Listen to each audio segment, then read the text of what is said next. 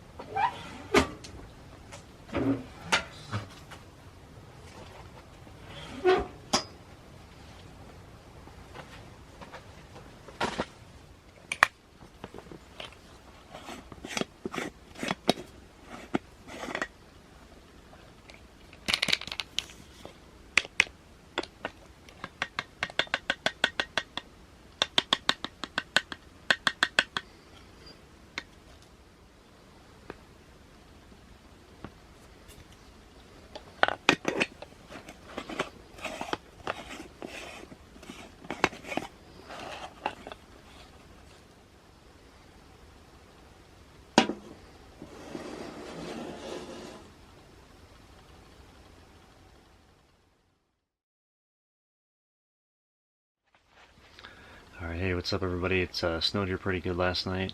It started snowing, I'd say it really started coming down around 8 o'clock.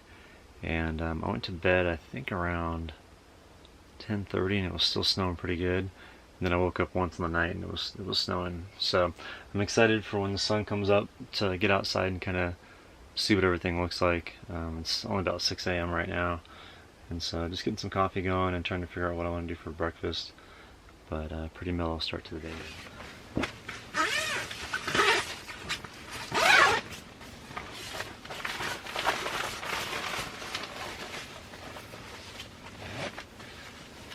Ooh, lots of snow. Lots of snow, pumpkin. I know, you're excited, aren't you?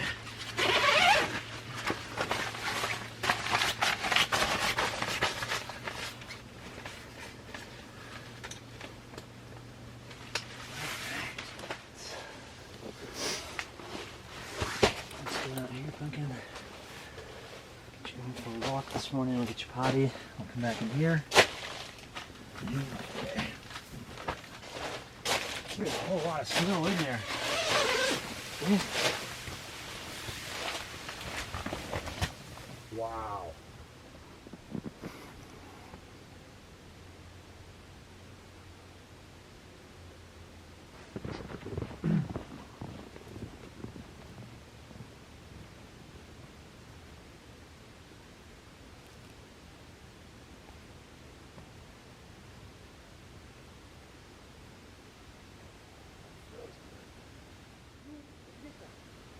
come this way, come on.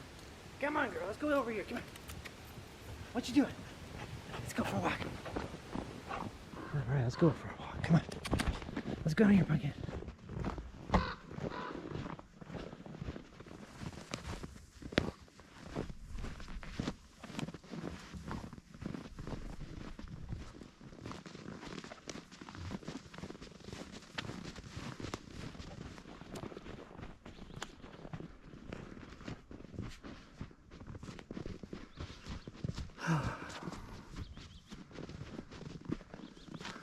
What do you think, sweetie? Let's go inside here.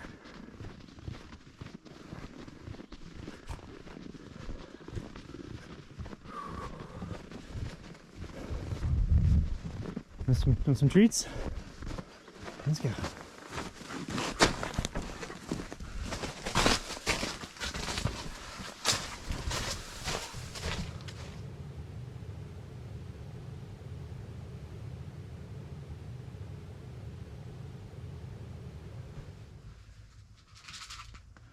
Let's see, where's that water at? Here it is.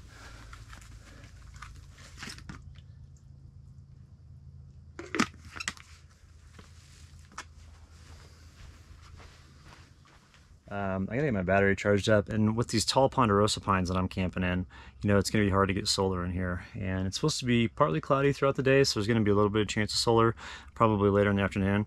But I think for right now, what I'm gonna do is I've got the power cord, if you see over there, snaking out to my truck, and I've been running the inverter to charge this up.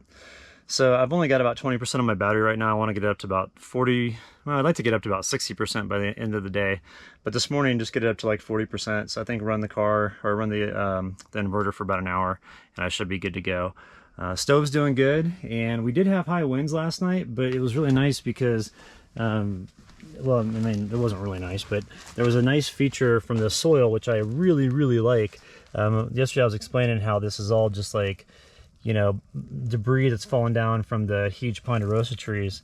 And what I noticed was, instead of it being just a flat ground like I deal with in Colorado, the air doesn't come underneath here quite as easily because all this stuff acts as a windbreak on the ground. And so what I noticed is the air would slam into the side here.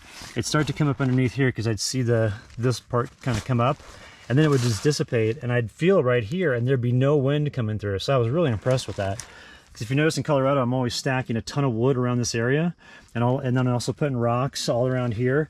And that serves two purposes. One, the rocks help to keep out mice that try to burrow in from underneath, but also the main purpose is to keep the ground down so that the wind doesn't come through and that cold air seep up under the underside.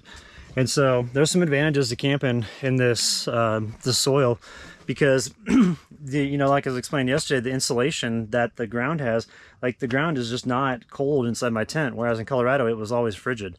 And so I'm not running in nearly as much resources, so it's kind of nice because I'm not chewing through as much wood, and I don't have to babysit the stove as much, which is really cool. The only thing you want to be careful of is just down here where the soil is, you know, where where the debris is. This is all flammable, and so, you know, you've got your stove right here, and if you open it up to ash it, and say some ashes fall out, but they don't hit your bucket, and they fall over here, you could have a fire on your hand. And so, you know, you don't want to have this even as a slow smolder, because I've been around a slow smolder before, and you can't see the fire. It's underneath the ground, but it's just, everything is just slowly burning, and it's real hot.